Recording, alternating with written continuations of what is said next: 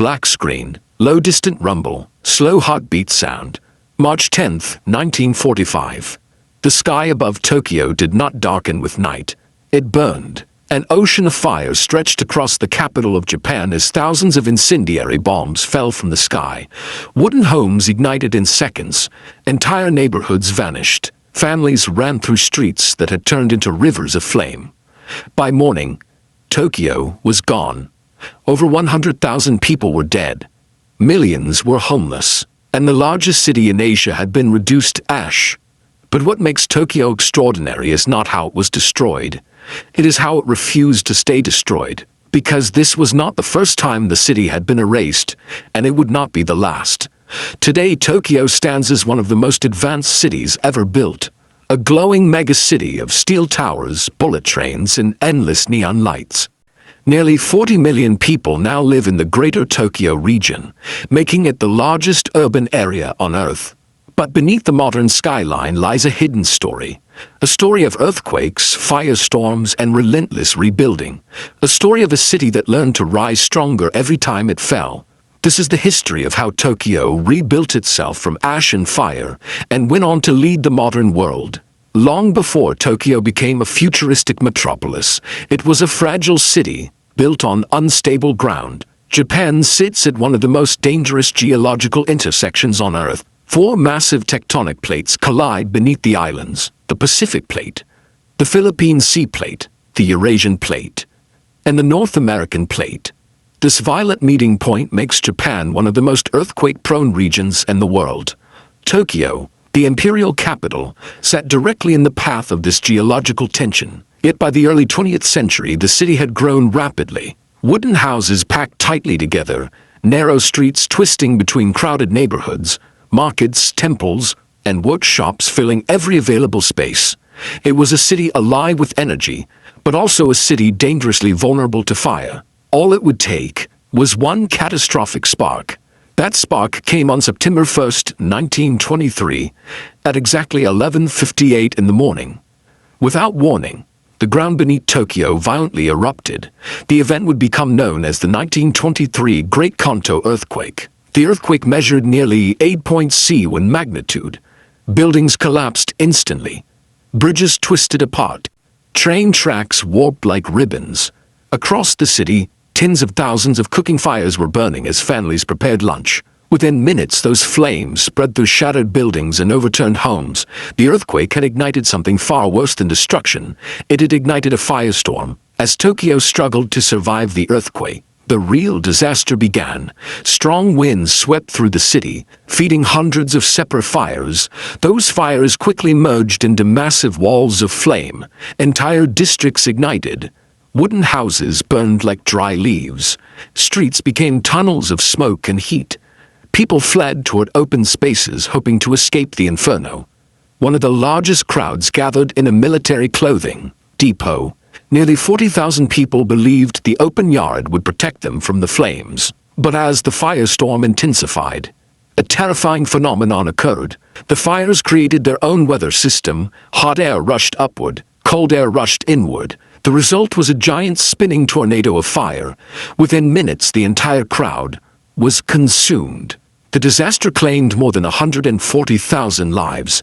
Nearly 60% of Tokyo was destroyed. Over 2 million people lost their homes. The imperial capital had been shattered. But within the ruins, a bold vision for the future began to emerge. In the aftermath of the catastrophe, one man believed the disaster had created a rare opportunity. His name was Goto Shimpei. Goto Shimpei was not just a politician. He was a visionary urban planner. He believed Tokyo should not simply be rebuilt. It should be reinvented. His plan was revolutionary. Wider boulevards to stop fires from spreading. Massive parks to act as emergency evacuation zones.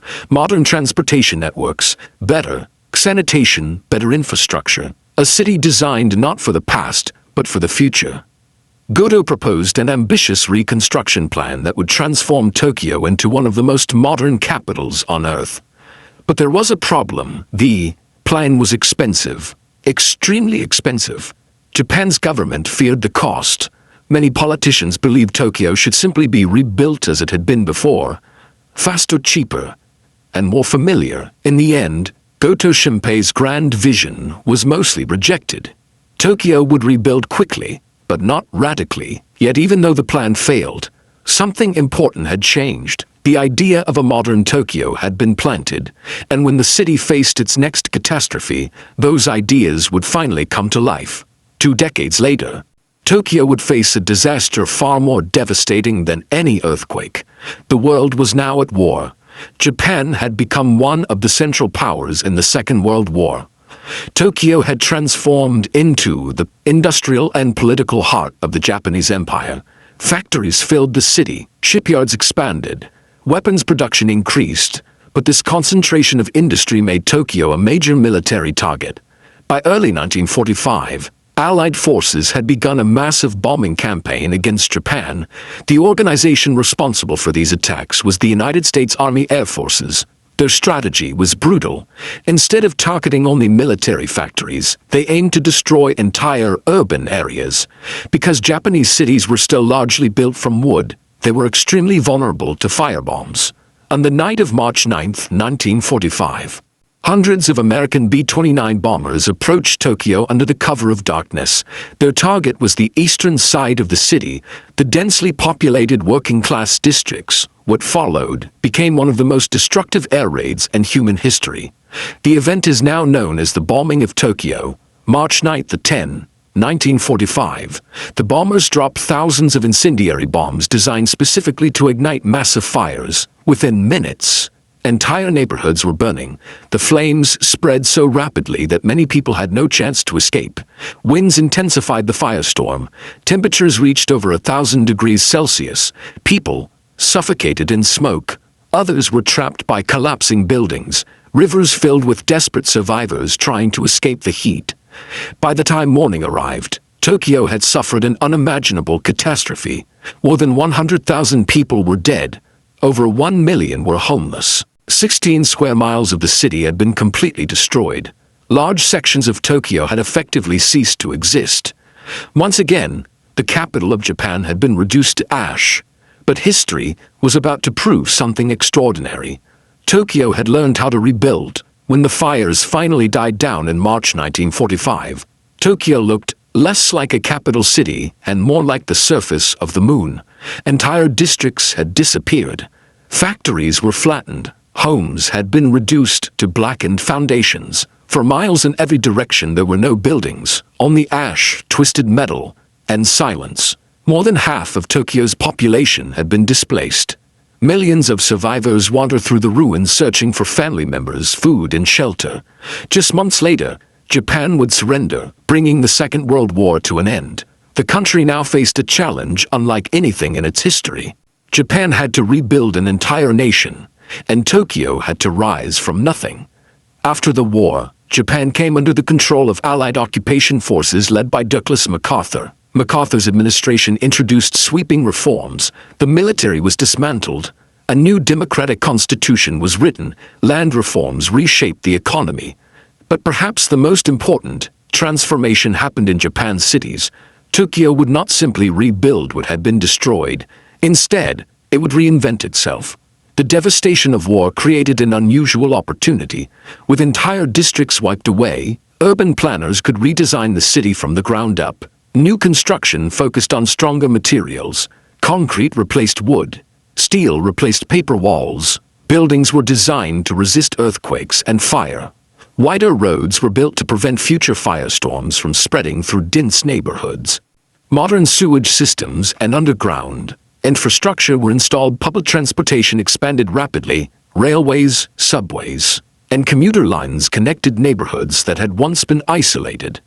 Tokyo was no longer just rebuilding, it was evolving. The city was transforming into a modern machine designed for efficiency, movement, and survival. Yet the true transformation of Tokyo was only beginning. During the 1950s and 1960s, Japan experienced one of the fastest economic expansions in modern history. Historians now call this period the Japanese economic miracle. Factories began producing electronics, automobiles, and advanced machinery. Japanese companies rapidly became global competitors, and Tokyo became the center of this transformation. Skyscrapers began rising across the skyline. Corporate headquarters replaced the ruins of old neighborhoods.